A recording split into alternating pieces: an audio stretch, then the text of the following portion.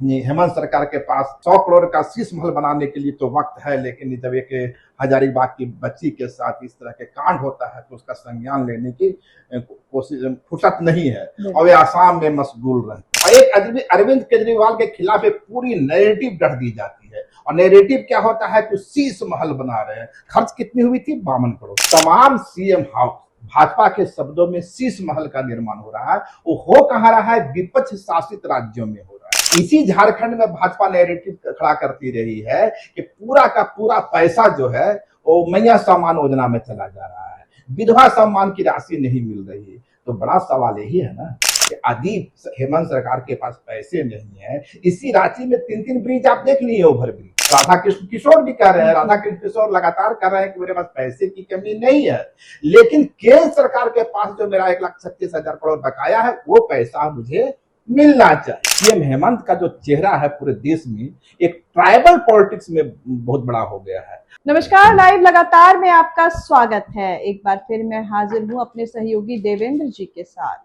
इस बार झारखंड में एक चर्चा जोरों पर है कि यहाँ के सीएम का जो शीश महल तैयार हो रहा है, शीश महल इसे भाजपा ने संज्ञा दी है, ये लाइव लगातार की संज्ञा नहीं है, लेकिन सीएम के जो नए आवास का निर्माण हो रहा है उसे लेकर प्रदेश में बड़ी बहस छिड़ी हुई है।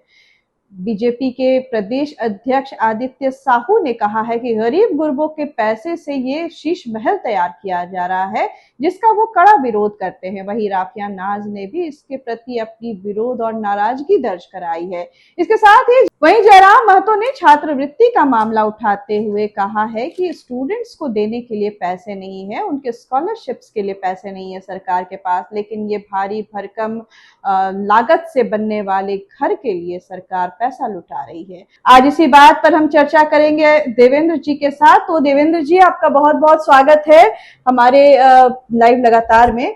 तो सबसे पहले हम अपने मुद्दे पर आते हैं कि ये क्या मामला है, क्यों आखिर भाजपा और सभी दल इस प्रकार सरकार को घेर रहे हैं? आपने तो बतला ही दिया कि भाई जो राफिया नाज है, जयराम महतो है, भाजपा प्रदेश अध्यक्ष आदित्य साहू हैं, वे इस मुद्दे को लेकर बेहद ही आक्रामक हैं और 67 करोड़ के जो जिस सीएम हाउस का निर्माण होना है उसे 100 करोड़ बताया जा रहा है ना। 100 करोड़ बताने से होता है क्या कि थोड़ा सा अट्रैक्टिव लगता है, लोग जेहन में जाता है कि इस गरीब प्रदेश का सीएम जहां भुखमरी है, गरीबी है, विस्थापन है, युवा रोजगार के लिए भटक रहे हैं। जीटेट की परीक्षा 9 वर्षों 10 वर्षों से आयोजित नहीं होती है, स्टेट के पास कोई अपनी नियोजन नीति नहीं है। 1932 के खतियान के आधार पर नियोजन नीति की मांग होती रही है, 6 वर्षों के दरमियान भी हेमंत सरकार इसे पूरा नहीं कर सकती है। उस स्टेट में यदि 100 करोड़ का सीएम आवास माने कहा जाए शीश महल बनेगा तो निश्चित रूप से ये लोगों के बीच में क्यूरियोसिटी और सवाल का एक मुद्दा बनता है।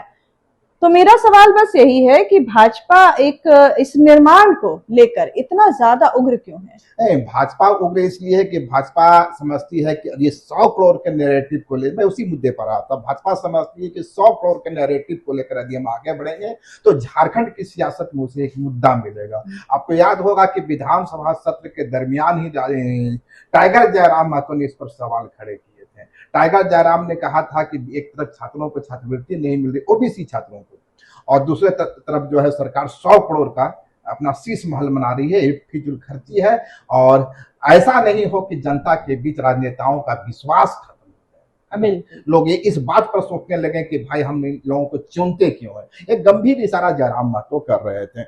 इधर आपने कहा कि भाजपा प्रदेश अध्यक्ष आदित्य साहू भी जो मुखर हो चुके हैं, हमले कर रहे हैं। राफिया नाज ने कहा है कि भाई हेमंत सरकार के पास 100 करोड़ का शीश महल बनाने के लिए तो वक्त है, लेकिन जब एक हजारीबाग की बच्ची के साथ इस तरह के कांड होता है तो उसका संज्ञान लेने की कोशिश फुर्सत नहीं है और वे आसाम में मशगूल रहते हैं। ये सारे परसेप्शन ठीक है, लेकिन वास्तविक सवाल है आंकड़े क्या कहते हैं। सबसे पहली बात आप देखिए सेंट्रल विस्टा का, जब पूरे देश में कोरोना था और तमिलनाडु से लोग यूपी और बिहार आ रहे थे, पैदल आ रहे थे, पूरा गंगा में लाशें जल रही थी, लोग अपने घरों में कैद थे, तब किसका निर्माण हो रहा था? सेंट्रल विस्टा का निर्माण हो रहा था। और उसके निर्माण में खर्च कितना हुआ? करोड़, करीबन करीबन 1200 करोड़। सवाल इस पर भी उठेंगे ना जी। जबकि अपना जो पुराना पार्लियामेंट है वो अभी इतना है कि अभी भी आगे के चल के वो मैंने कहिए कि 10 वर्ष उससे काम चल सकता है। ये ठीक है कि जब महिलाओं के लिए 33% रिजर्वेशन की बात आई है, बढ़ाने की बात आई है, तो उसके चलते कुछ मुश्किलें आएंगी, ये बात सच है। पर सवाल ये है कि उस आपदा के दौर में जब लोगों को गाड़ी नहीं मिल रही थी, पैदल चल रहे थे 1000-2000 किलोमीटर, तब इस सेंट्रल विस्टा का निर्माण क्यों हो रहा था? और क्या सिर्फ झारखंड में ही इसका निर्माण हुआ है?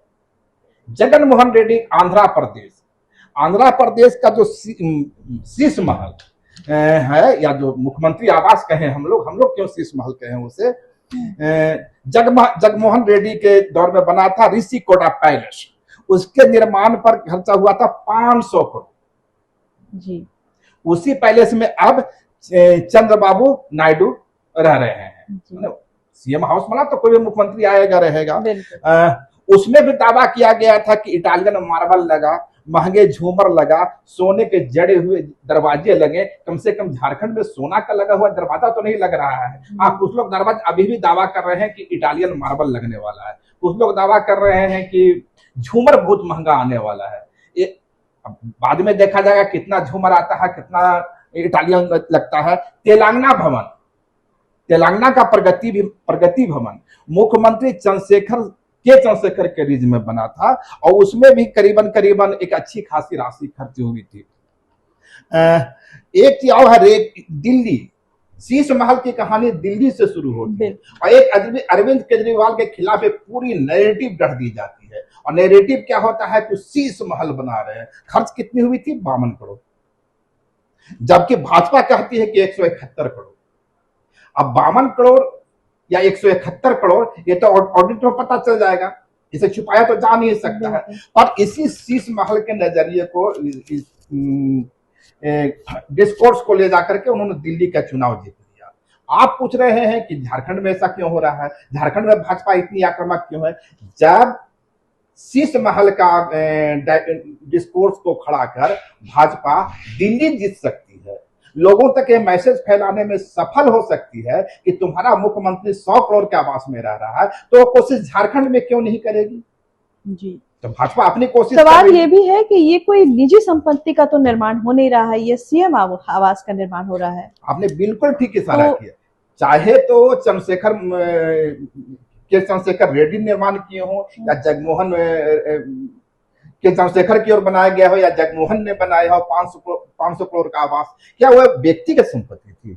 वही कहना है कि ये कोई निजी संपत्ति का निर्माण तो हो नहीं रहा है। आज हेमंत सोरेन है, कल हो सकता है कोई और हो, या हो सकता है कोई और हो, तो वो ही रहेंगे, सीएम रहेंगे वहां पे, जो झारखंड के सीएम होंगे। हो सकता है कि भाजपा पे विश्वास नहीं हो, अगला चुनाव हम जीतने वाले हैं। बिल्कुल, यही मैं कहना चाह रही थी। शायद वो उनको लग रहा है कि आने वाले इसी 4-5 वर्षों में इसका निर्माण हो जाना है, तो भाजपा को शायद अंदर से ये फीलिंग आ रही हो कि इस आवास में अगला 10 वर्षों तक सीएम हेमंत ही रहेंगे, तो ये मेरे कोई काम का नहीं है।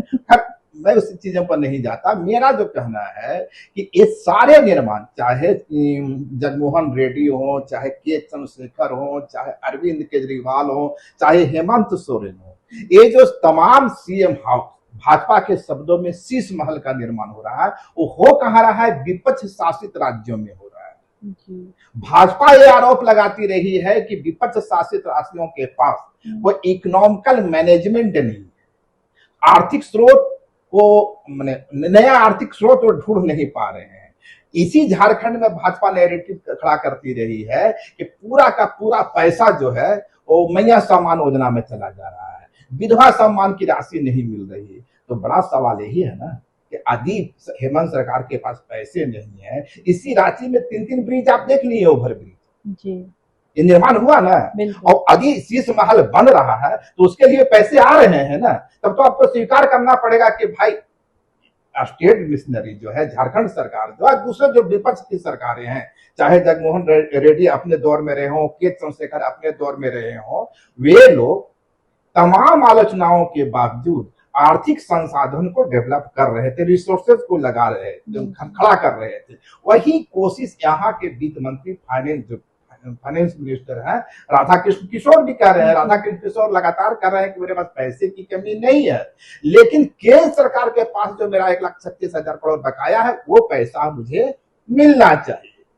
और उधर से क्या आवाज आती है कि आपके पास तो पैसा है, उसका उपयोग, उसका ऑडिट नहीं करवा पा रहे हैं, यानी नया स्रोत डेवलप नहीं कर रहे हैं, पूरा का पूरा पैसा जो है आप नया सामान खोजना में लगा रहे हैं जी। इस तरह की चीजें चल रही है। बाकी हम पत्रकारों को समझना होगा कि आखिर शीश महल की जरूरत क्यों है और सेंट्रल विस्टा की जरूरत क्यों है। आलोचनाएं अपनी जगह हो सकती है।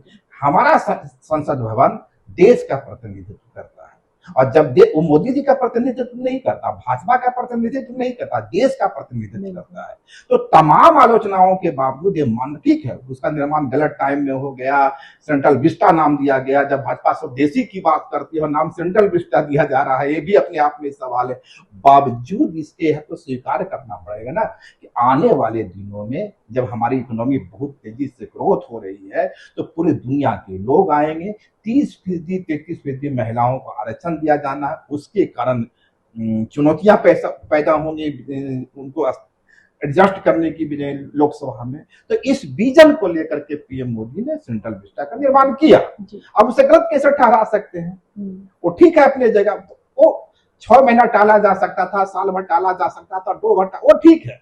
ठीक उसी तरह से चंद्रशेखर जगनमोहन रेड्डी भी अपने लिए एक आवास का निर्माण करवा रहे थे, तो आपने कहा कि वो तो निजी संपत्ति है नहीं, वे आंध्र प्रदेश की जनता के लिए करवा रहे थे। आदि अरविंद केजरीवाल करवा रहे थे, तो वो दिल्ली की जहाँ रेखा गुप्ता उस पर बैठ करके मौज कर रही है ना। बिल्कुल, यही मैं भी कहना चाहती थी कि आज दिल्ली में जो शीश महल का निर्माण हुआ था वहां तो आज रेखा गुप्ता है, बीजेपी की जी।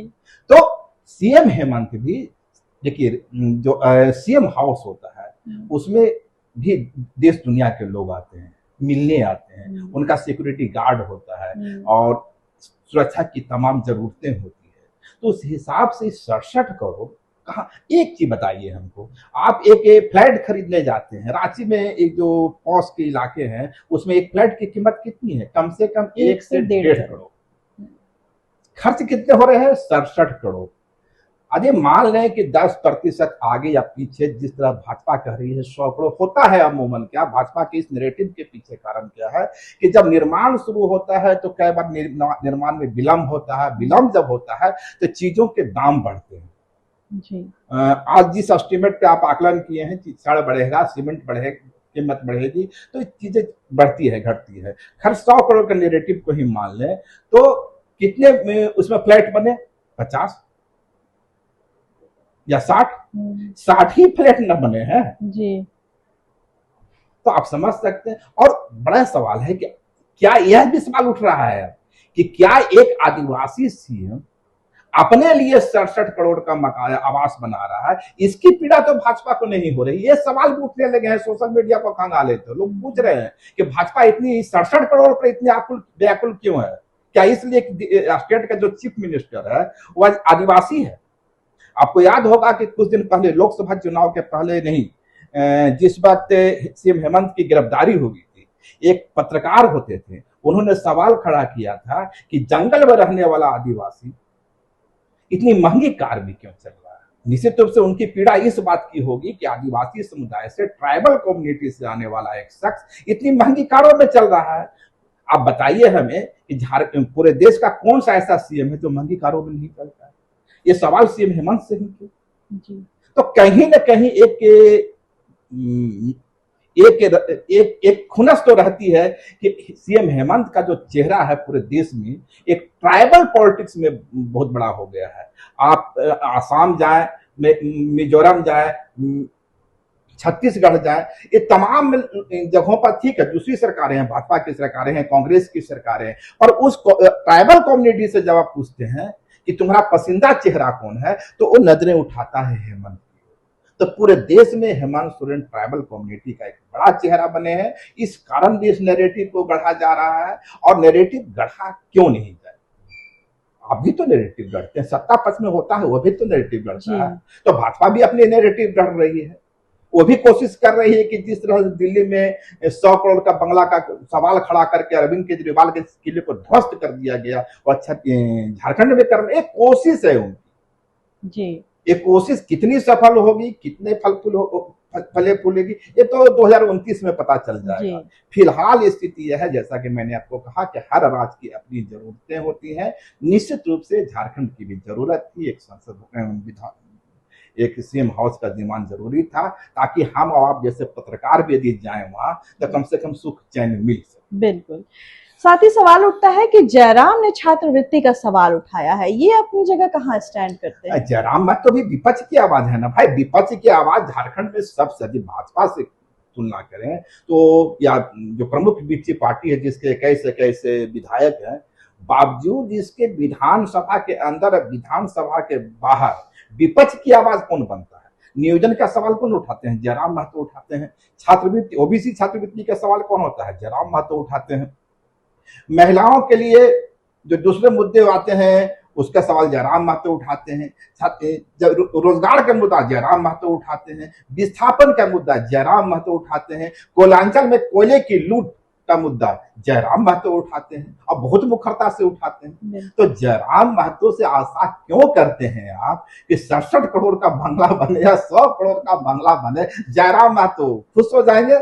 ऐसा नहीं कर सकते। जयराम महतो विपक्ष के वॉइस है, एक बेहतरीन वक्ता है, अच्छा चेहरा है, झारखंड का एक बड़ी आबादी उनमें अपना फ्यूचर देखती है, तो वो अपने जो उनके वोटर्स हैं या उनके समर्थक उसको कम्युनिकेट करते हैं। भाजपा ये नैरेटिव खड़ा करके 100 करोड़ का बंगला बना रही है, हेमंत सरकार, अगुआ सरकार जो इस वादे के साथ आई थी, अगुआ वादा पूरा नहीं कर रही है ना।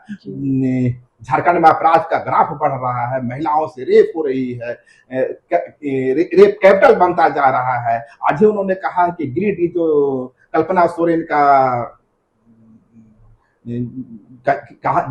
कल्पना सोरेन जहां का नेतृत्व करती हैं, गांडे का, वो गिरिडीह जो है रेप के मामले में प्रथम स्थान पर है। तो विपक्ष तो अपना काम करेंगे ही, विपक्ष कर रही, खूबसूरती से कर रही है। मुझे तो लगता है कि भाजपा का और भी आक्रामक होना चाहिए था, थोड़ा कम है। विपक्ष का काम ही आक्रमण करना होता है ना, सत्ता पक्ष को डॉक में खड़ा करना होता है। मुझे लगता है कि विपक्ष उस भूमिका में, खासकर भाजपा अभी भी उस भूमिका में नहीं है, उसे और व्यक्ति का हमले करने चाहिए थे, तब शायद वो विपक्ष की भूमिका का निर्वाह कर पाती। लेकिन एक बात जो आपने कहा कि क्या भाजपा को विश्वास नहीं है? यदि भाजपा को विश्वास होता कि आने वाले 5 वर्षों में, आने वाले, जैसे वहां दिल्ली में उन्होंने कर दिखलाया, शीश महल का सवाल खड़ा किया, आज वहां उनके सीएम है।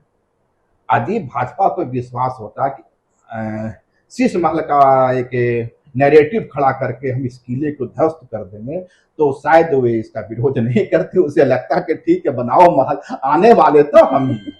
तो ये थी आज की चर्चा। हम फिर मिलेंगे एक नए मुद्दे और नई चर्चा के साथ। तब तक के लिए नमस्कार। लाइव लगातार के वीडियो को लाइक करें, सब्सक्राइब करें और बेल आइकन को दबाना न भूलें।